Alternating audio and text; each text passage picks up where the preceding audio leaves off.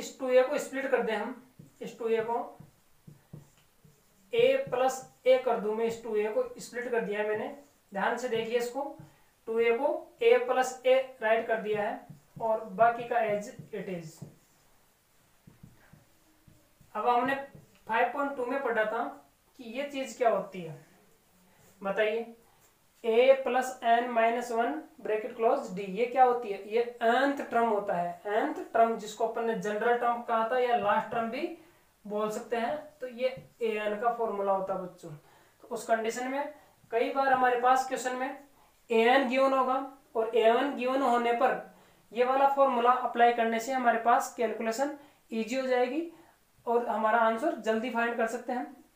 Answer इससे भी आ सकता है, इससे भी आ सकता है, लेकिन इसमें कैलकुलेशन कम होगी और कई जगह होगी जिस क्वेश्चन में हमारे को an गिवन हो तो यही फॉर्मूला आपको अप्लाई करना है, और जहां पर आपके पास लास्ट टर्म फाइंड नहीं है, डायरेक्ट सम फाइंड करना है, तो उस कंडीशन में ये वाला फॉर्मूला अप्लाई करेंगे। तो ये दोनों फॉर्मूले आपको लर्न करना है। इन दोनों फॉर्मूलों को लर्न करने के बाद में हम क्वेश्चनों की प्रैक्टिस करेंगे कि इसमें किस प्रकार से क्वेश्चन आते हैं। ध्यान रहे एक्सरसाइज 5.3 है, लेकिन इस 5.3 में कई जगह ये हमारा जो nth टर्म है ये वाला फॉर्मूला भी यूज आएगा, तो इसको न भूलें। ये हमारा 5.2 में जो यूज आया था फॉर्मूला वो है, तो इसका भी यूज होगा। और जब सम की फाइंड करें, सम फाइंड कीजिए, तब ये वाले फॉर्मूले यूज होंगे। ये लास्ट टर्म दिए हुए होने पर यूज आएगा और ये हमारे पास जब फर्स्ट टर्म और कॉमन डिफरेंस या कोई एपी गिवन हो तब यूज में आएंगे। तो इन फॉर्मूलोज को आपको फेयर में लिख लेना है, वीडियो को पॉज करके पेपर पर इनको राइट कर लीजिए और लर्न कर लीजिए। अब हम इस पर आधारित जो क्वेश्चन है उनके बारे में देखेंगे। एक्सरसाइज में हमारे पास फर्स्ट टाइप का जो क्वेश्चन आता है, उस फर्स्ट टाइप के क्वेश्चन में आपके पास इस प्रकार से क्वेश्चन आएंगे कि find the sum of AP 2, 7, 12 up to 10 terms. इस अप टू 10 टर्म्स का मतलब क्या होता है, 10 टर्म तक। अप टू का मतलब होता है तक, यानी जो हमारे 10 टर्म है इस एपी में वहां तक का योग फाइंड करना है। तो इस कंडीशन में ये किसकी वैल्यू हो गई, ये हमारे पास n की वैल्यू हो गई। ए और डी की वैल्यू हम इस एपी की हेल्प से फाइंड करेंगे। आइए कैसे स्टार्ट करते हैं क्वेश्चन को। First of all write the given AP 2, 7, 12 dot dot dot up to 10 terms. ये हमारी गिवन एपी है। What is the first term, a is equal to 2. What is common difference, subtract first term from second term, then we get 5. 5 is our common difference and n is equal to 10. ये n की value 10 है हमारे पास। अगर आगे आने वाले क्वेश्चनों में कई में देखेंगे हम, आपके पास ये कुछ नहीं लिखा हुआ आएगा, केवल अगर 10 ही लिखा हुआ है तो उस कंडीशन में ये an होगा। क्या होगा, an होगा। मेरी बात को गौर से सुनिए, ये अदरवाइज आपके सामने ये कॉन्ट्राडिक्शन अराइज होगा, आप मिस्टेक करोगे बार बार कि ये n है या an है। यहाँ पर कह रहा है अप टू 10 टर्म्स, तो अप टू 10 टर्म्स का मतलब है कि 10 टर्म्स तक फाइंड करना है, तो ये n की वैल्यू होगी। और ये अप टू 10 टर्म्स न राइट करके आपके पास केवल 10 ही लिखा हुआ है, आगे पीछे और कुछ है, तो उस कंडीशन में 10 an होगा। और हमारे को फाइंड करवा रहा है ये सम, SN फाइंड करवा रहा है। कैसे पता चला सम फाइंड करवा रहा है, ये रहा find the sum of AP, तो SN फाइंड करवा रहा है। अब फॉर्मूला लगा दीजिए SN का, SN is equal to n upon 2 big bracket 2a plus n minus 1 d। ये हमारा फॉर्मूला हो गया। वैल्यू पुट कर दीजिए, 10 upon 2 big bracket 2 into 2 plus n की वैल्यू 10 माइनस 1 और d की वैल्यू 5। देखिए 10 अपॉन 2। अब आपके पास यहाँ पर 10 2 से कैंसिल हो रहा है, सिंपल हो रहा है, तो हम इसको कर भी सकते हैं। लेकिन अदर क्वेश्चंस में अगर ये कैंसिल नहीं हो रहा तो आपको इसको ऐसा ऐसा साथ लेकर के चलना है। इन दोनों को मल्टीप्लाई कर लीजिए, 4 प्लस इसमें से इसको सब्ट्रैक्ट कर लीजिए 9 मल्टीप्लाई 5। नेक्स्ट 10/2 ये 45 हो गया, 4 + 45। इन दोनों को मल्टीप्लाई करना है, पहले इन दोनों को ऐड नहीं करना है। अब नेक्स्ट स्टेप में देखिए 10/2 मल्टीप्लाई, ये इनको ऐड करने पर 49 हो जाएगा, इन दोनों को ऐड करने पर 49 हो जाएगा। अब यहाँ करके इसको सिंप्लीफाई कर लीजिए, ये 5 टाइम कैंसिल हो गया, इसको इससे मल्टीप्लाई करेंगे तो हमारे पास इन दोनों का प्रोडक्ट आ जाएगा 245।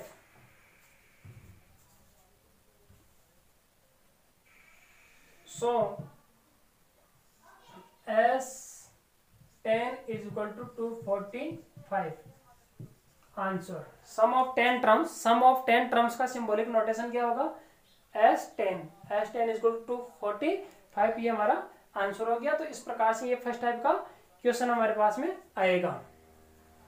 नेक्स्ट टाइप का क्वेश्चन देखते हैं। सेकेंड टाइप के क्वेश्चन में इस प्रकार के क्वेश्चन आते हैं, find the sum of AP. AP given है। अब इसमें एक समझने वाली बात है कि यहाँ पर अब तक हमारे पास एपी में कॉमा यूज होता था, लेकिन यहाँ पर प्लस का यूज हो रहा है। ये प्लस का यूज इसलिए हो रहा है कि इन टर्म्स को आपको टोटल करना है, इनका योग करना है, सम फाइंड करना है।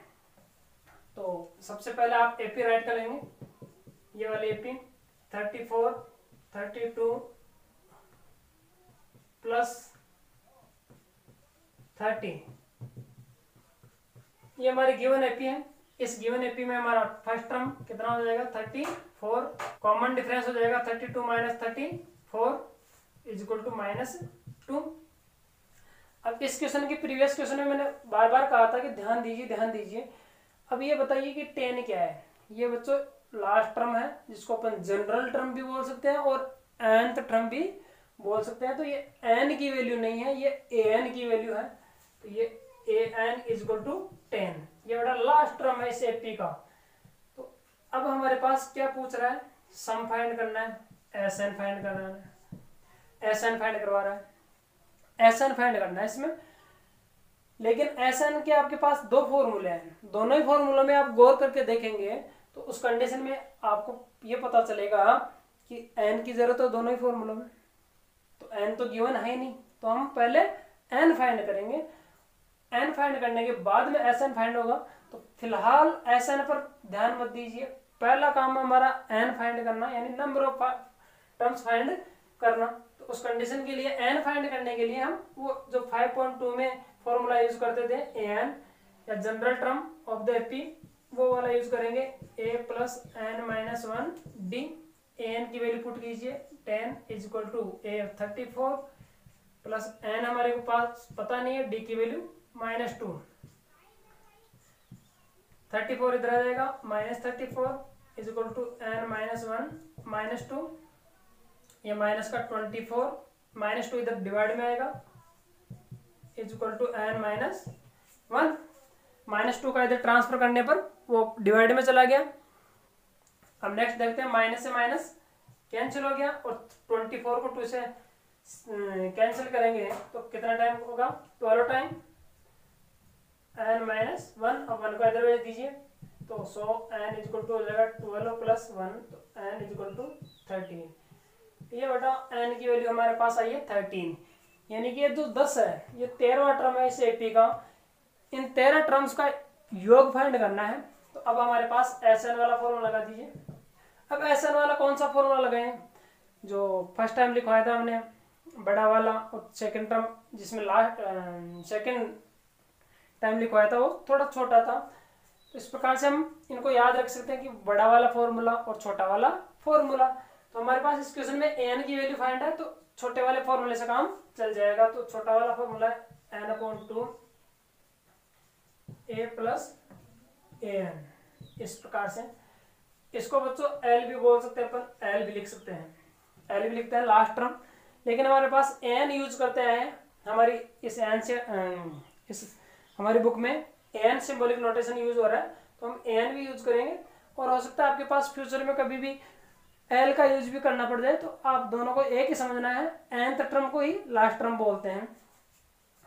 उस कंडीशन में वैल्यू पुट करेंगे। एन की वैल्यू हमारे पास 13 थी, ए की वैल्यू 34 प्लस एन की वैल्यू 10 है हमारे पास। पिछले क्वेश्चन में बार बार इसी चीज का जिक्र कर रहा था कि 13/2 आ जाए, उस कंडीशन में ये कैंसिल नहीं हो रहा, तो आप इसको जबरदस्ती न काटिए और इस 2 से न तो 34 कटेगा न 10 कटेगा। हालांकि कर सकता है लेकिन यहाँ पर के बिटवीन में प्लस का साइन होने का नहीं कटेगा। कई बच्चे क्या करते हैं 2 से इसको 17 टाइम कैंसिल कर देते हैं और 10 को भी इस 2 से 5 टाइम कैंसिल नहीं होगा। पहले इन दोनों का एडिशन होगा, एडिशन होने के बाद में ही जो पर कैंसिल करना है वो करना है, कट करना है। तो ये 44 हो गया। अब आप 2 के टेबल से इसको कट कर सकते हैं। अब इन दोनों का प्रोडक्ट फाइंड करेंगे।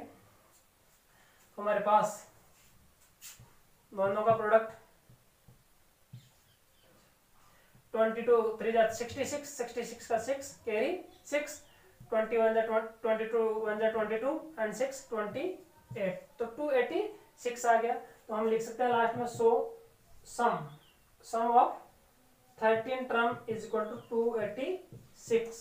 ये हमारा आंसर हो गया। तो इस प्रकार से ये सेकंड टाइप का क्वेश्चन है। आपकी जो एक्सरसाइज 5.3 है उसमें सेकंड टाइप का क्वेश्चन है। मैं रिपीट कर रहा हूं, वापस समझिए।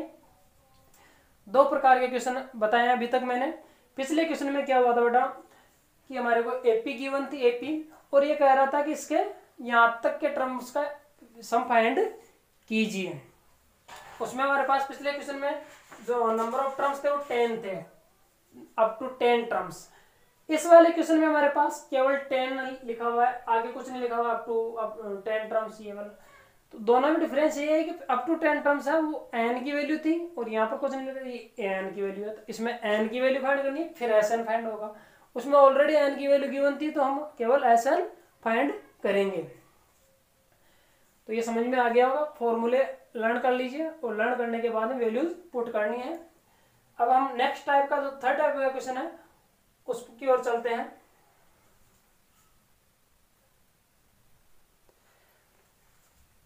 थर्ड टाइप के क्वेश्चन में हमारे पास इस प्रकार के क्वेश्चन आते हैं जिसमें हमारे पूछा जा रहा है कि sum of how many terms of an AP. AP given है, एपी इस प्रकार से गिवन है 54, 51, 48, ये वाली एपी गिवन है। ठीक है, ये एपी यहां से यहां तक है। तो आपको इस क्वेश्चन को 2 टुकड़ों में पढ़ना है। सम ऑफ एपी विल बी 513, यानी कि ये 513 क्या है, ये एन की वैल्यू नहीं है, ये एन भी नहीं है, ये एस एन है बच्चों। क्योंकि यहाँ पर जाएगा सम ऑफ विल बी, इनका सम 513 होगा। कितने टर्म लें कि उनका सम 513 हो जाए, तो ये एस एन है बच्चों, एस एन, और ये एपी है। एन तो फाइंड करना है। याद कीजिए 5.2 में मैंने क्या कहा था, हाउ मेनी टर्म्स आ जाए, विच टर्म आ जाए, या नंबर ऑफ टर्म्स आ जाए, तो उस कंडीशन में क्या फाइंड करना होता है, एन। इस बात को आप एक तरीके से पकड़ लीजिए कि जब भी इन क्वेश्चनों में हाउ मेनी टर्म्स या विच टर्म या फिर नंबर ऑफ टर्म्स आ जाए तो एन की वैल्यू फाइंड करनी होती है। ये एक आप जनरल थिंक है, अपने माइंड में सेट कर लीजिए, आपका क्वेश्चन ऑटोमेटिक सही हो जाएगा। इसी क्वेश्चन की लैंग्वेज इस प्रकार से भी आ सकती है, find the number of terms, कह रहा है नंबर ऑफ टर्म्स ऑफ वो एपी गिवन है, taken so that their sum is 513। यहाँ पर ये वर्ड जो सम है वो लास्ट में यूज हुआ है, यहाँ पर पहले हो गया था। तो ये तो सेंटेंस अलग अलग फॉर्म में राइट किए जा सकते हैं, लेकिन इनका सेंस जो है वो एक ही होता है।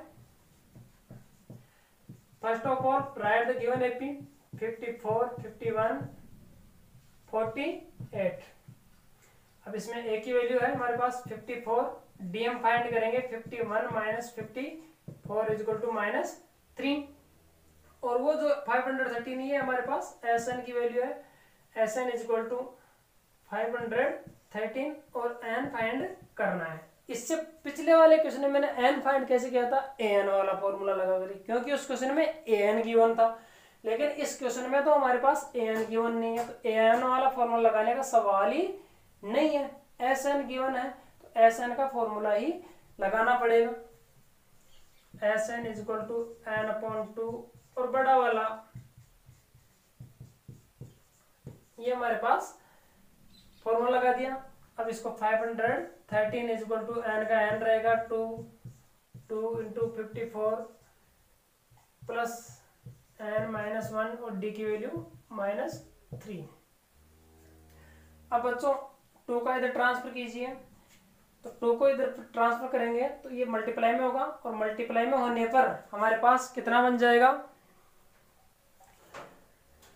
126 बन जाएगा।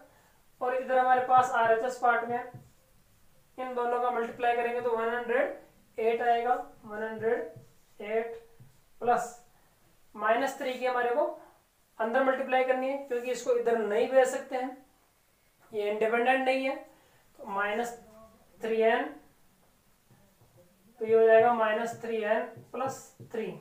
-3 को प्लस n से मल्टीप्लाई करेंगे तो -3n और -3 को -1 से मल्टीप्लाई करेंगे तो +3 आ जाएगा। अब देखिए हमारे पास आगे इसको इक्वेशन बनाना है। अब ये जो बिग ब्रैकेट के आउटसाइड में n है इसके अंदर मल्टीप्लाई कर दीजिए तो हमारे पास 108n - 3n square plus 3n हो जाएगा। अब ये हमारे पास क्वाड्रेटिक इक्वेशन बन गई है। इस क्वाड्रेटिक इक्वेशन को अरेंज करना है तो इन सबको RHS साइड में ले आइए। RHS साइड से तो ये 3n स्क्वायर हमारे पास हाईएस्ट डिग्री वाला है तो इसको फर्स्ट प्लेस पर हम प्रायोरिटी देंगे। इसको पहले इसको लिखेंगे तो 3n स्क्वायर 108n और 3n ये 111n हो गए। जो इधर आएंगे तो माइनस को आएंगे 111n और ये हमारा पास था 1020 और 26 प्लस का था इज इक्वल टू 0। अब हमारे पास ये क्वाड्रेटिक इक्वेशन बन गई। इस क्वाड्रेटिक इक्वेशन में को सिंपल बनाएंगे तो सिंपल बनाने के लिए इसको 3 से डिवाइड कर दीजिए। इनमें 3 कॉमन आ रहा है तो 3 कॉमन ले लीजिए तो अंदर n स्क्वायर माइनस 111 में से 3 कॉमन लेंगे तो हमारे पास बचेगा कितना 37n। 3 से डिवाइड करके देख लीजिए 3 3 9 2 7 10 प्लस और इसमें से इसको 3 से डिवाइड करेंगे तो हमारे पास आ जाएगा 3 3 9 1 3 4 2। अब 3 का उधर ट्रांसफर कर दीजिए RHS में 0 के डिवाइड में चला जाएगा और 0 में डिवाइड में जाएगा तो 0 रहेगा हमारे पास। तो ये इक्वेशन आ गई।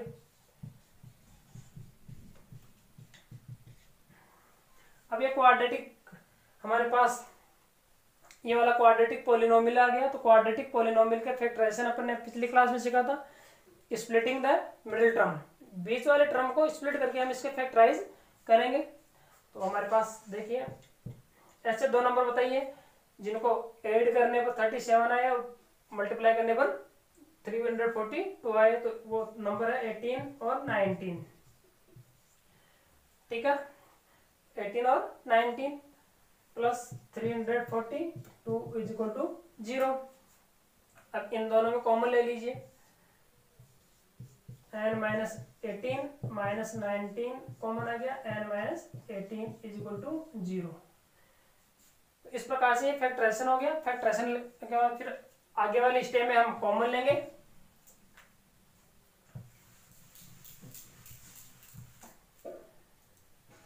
n माइनस 18 और n minus 19 is equal to 0। इसका मतलब समझिए कि इन दोनों ब्रैकेट्स को मल्टीप्लाई करने पर कितना आ रहा है 0 आ रहा है।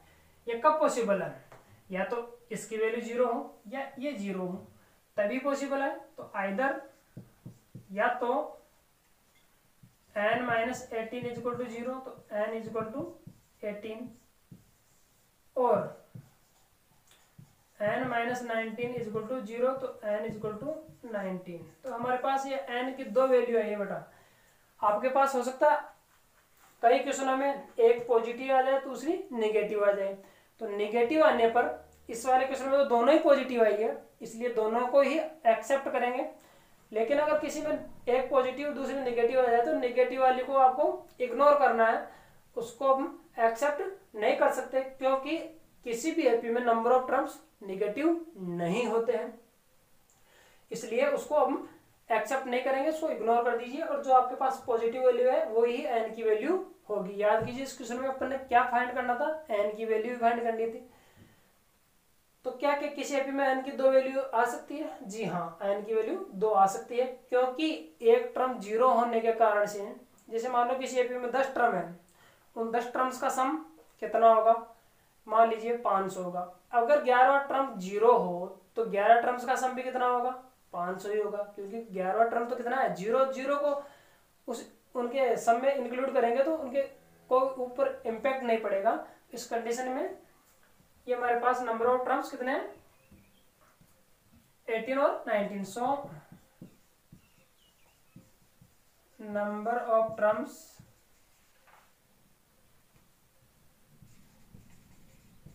इज 18 और 19 है, यानी कि इस एपी का या तो 18 या 19 टर्म क्या होगा? 0 होगा। तो आप फाइंड करके भी देख सकते हो कि 18 या 19 टर्म 0 आएगा, लेकिन हमारे को उससे मतलब नहीं है। तो ये दोनों आंसर आगे इस प्रकार से क्वेश्चन सोल्व किए